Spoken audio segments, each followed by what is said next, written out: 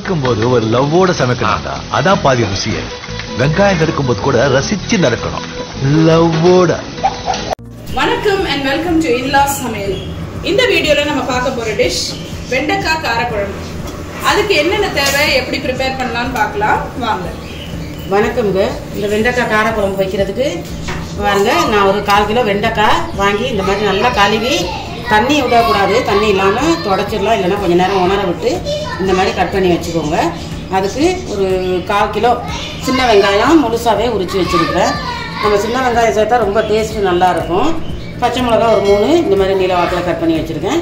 ஒரு 10 பல் பூண்டு, 2 தக்காளி நீல வாக்கில் கட் பண்ணி வச்சுருக்கேன். அது வந்து நான் தேங்காய் பால் ஊற்றி தான் செய்ய போகிறேன். காரக்குழம்பு வந்து பொதுவாக எல்லாருமே தேங்காய் பால் ஊற்ற மாட்டாங்க. இது எங்கள் வீட்டு ஸ்டைலில் நான் தேங்காய் பால் ஊற்றி செய்ய போகிறேன். இது வந்து தண்ணி பால் எடுத்து வச்சுருக்கிறேன். இது வந்து நமக்கு தலைப்பால் நம்ம கடைசியாக சேர்த்துக்கிறதுக்கு. வாங்க எப்படி செய்யலான்றதை பார்க்கலாம். அளவான ஒரு சட்டி ஒன்று அடுப்பில் வச்சுருக்கிறேன். எண்ணெய் இந்த கரண்டியில் 2 கரண்டி எண்ணெய் ஊற்றிருக்கிறேன். இப்போ நம்ம கடுகு உளுத்தம்பருப்பு கொஞ்சம் சேர்த்துக்குவோம். கடுகு உளுத்தம்பருப்பு பொரியுது. இதில் வந்து கொஞ்சம் கருவேப்பிலை சேர்த்துக்குவோம். இந்த பூண்டு பள்ளியும் சேர்த்துக்குவோங்க. அப்படியே இந்த பட்டை மிளகாயும் சேர்த்துக்கணும். சரி வா, பச்சை மிளகாலாம் சேர்த்து ஒரு 2 நிமிஷம் இப்படி வந்து கிண்டி விட்டுருங்க. அப்படியே இந்த வெங்காயம் முழுசாக தான் வச்சுருக்கேன். உங்களுக்கு தேவைன்னா நீங்கள் கட் பண்ணி போட்டுக்கலாம். வெங்காயத்தையும் சேர்க்கணும். நம்ம எவ்வளோ சின்ன வெங்காயம் சேர்க்குறோமோ அவ்வளோ டேஸ்ட்டாக இருக்கும். நம்ம எந்த குழம்பாக இருந்தாலும் இந்த வெங்காயம் பூண்டு பச்சை மிளகாய் இதெல்லாம் நல்லா வதங்கட்டும். அப்படியே நான் வந்து கொஞ்சம் உப்பு சேர்த்துக்கிறேன். ஒரு 1.5 ஸ்பூன் 1.25 ஸ்பூன் உப்பு சேர்த்துருக்கேன். குழம்புங்கிறதுனால கொஞ்சம் அதிகமாக சேர்த்துருக்கேன். போட்டு நல்லா கிண்டி விட்டுங்க. இந்த வெங்காயம் கொஞ்சம் நேரம் வதங்கட்டும். அதான் இந்த வெங்காயம் பூண்டெல்லாம் நல்லா வதங்கிடுச்சு. இந்த அளவுக்கு வதங்கினா போதும் நமக்கு. இப்போது இந்த வெண்டைக்காயை சேர்க்கணும். வெண்டைக்காய் குழம்பு, இந்த கார குழம்புக்கு வந்து கொஞ்சம் புளி கரைச்சல் ஊற்றணும். நான் புளி ஊற வச்சுருக்கிறேன். அதை கரைச்சிட்டு எவ்வளோங்கிறது நான் காமிக்கிறேன் உங்களுக்கு ஊற்றும்போது. இப்போ இதையும் நல்லா இப்படியே கிண்டி விட்டுறணும். இதுலேயே வந்து நம்ம தக்காளியும் சேர்க்கணும். அப்போ தான் அந்த வலுவலுப்பு தன்மை இருக்காது. தக்காளியும் சேர்த்து நல்லா அப்படி கிண்டி விட்டுட்டு ஒரு 5 நிமிஷம் ஒரு மூடி போட்டு மூடி வச்சிடணும். இது கொஞ்சம் நேரம் வதங்கட்டும். குழம்புக்கு நம்ம இது காய் வதங்கிக்கிட்டு இருக்குது. அது வதங்குறதுக்குள்ள இந்த தண்ணி பாலில் வந்து நான் மசாலா ஐட்டம் சேர்த்துக்கிற போகிறேன். மல்லித்தூள் வந்து 1.5 கரண்டி, மஞ்சள் தூள் வந்து 1/2 ஸ்பூன், ஜீரகத்தூள் வந்து 1 ஸ்பூன், எல்லாமே இந்த ஸ்பூன் தான். 1/2 ஸ்பூன் மிளகுத்தூள்,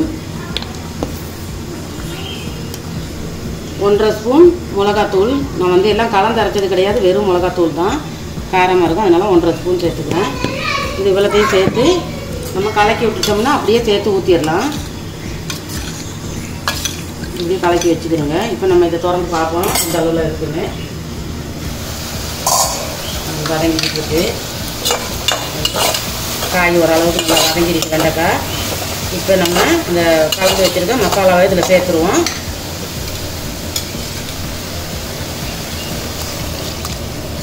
சேர்த்துட்டு கொஞ்சம் தண்ணி மிக்ஸ் பண்ணிக்குவோம். கொஞ்சமாக இதை நல்லா இப்படி கிண்டி விட்டுட்டு நல்லா கொதி வரட்டும். மூடி வச்சுருவோம். நம்ம இது புது சட்டிங்க. நல்லா கொதிக்குது பாருங்க. நல்லா வெந்திருச்சு எல்லாமே. இந்த ஸ்டேஜில் நம்ம புளி கரைசல் சேர்த்துக்குவோம். நான் ஒரு சின்ன எலுமிச்சம்பழம் சைஸ் புளி எடுத்துருக்கேன். அதை வந்து 2 தடவை தண்ணி ஊற்றி கரைச்சி வச்சுருக்கேன். இந்த புளியை சேர்த்துக்குவோம். காரக்குழம்புக்கு புளி தான் கொஞ்சம் சேர்க்கணும். இப்போ இது ஊற்றி ஒரு 2 நிமிஷம் கொதிச்சதுக்கு அப்புறமா நம்ம தலைப்பால் சேர்த்துக்கலாம். 2 நிமிஷம் கொதிக்கட்டும். புளி கரைச்சல் ஊற்றினதுக்கு அப்புறமா பாருங்கள் நல்லா கொதிக்குது. வெண்டைக்காய் காரக்குழம்பு பார்க்கவே நல்லாயிருக்கு, வாயே ஊறுது. இந்த ஸ்டேஜில் நம்ம இந்த தலைப்பால் சேர்த்துக்குவோம். நல்லா கிண்டி விட்டுட்டு கலக்கி விட்டுட்டு இதையும் சேர்த்துவோம். இது வந்து திக்காக இருக்கிறதுனால கொஞ்சமாக தண்ணி ஊற்றி நம்ம இந்த பால் வச்சுருந்த சின்னதாக இப்படி லேசாக அலசி அதையும் சேர்த்துக்குவோம். கிண்டி விட்டுருவோம். இல்லப்பா சரி சரி சரி சரி இப்போ இது வந்து ஒரு கொதி கொதிச்சோன்னா நம்ம இறக்கிடலாம். கொதிக்க பாருங்க நல்லா கொதிச்சிருச்சு. இப்போ காரக்குழம்பு கொஞ்சம் திக்காக தான் இருக்கும். எங்களுக்கு குழம்பு நிறைய வேணுங்கிறதுனால நாங்கள் வந்து கொஞ்சம் இந்த அளவுக்கு வச்சுக்கிட்டோம். அப்போ தான் கட்டுப்படியாகும். இன்னும் உங்களுக்கு தேவைன்னா நீங்கள் இன்னும் கொஞ்சம் திக்காக வத்துறதுக்கு விடலாம். இப்போ வெண்டைக்காய் காரக்குழம்பு ரெடி. அடுப்பு ஆஃப் பண்ணிடலாம். நல்ல சூப்பரான ஒரு வெண்டைக்காய் காரக்குழம்பு எப்படி செய்யுதுன்னு பார்த்தீங்க. இதுவும் ரொம்ப குயிக்கான டிஷ் தான்.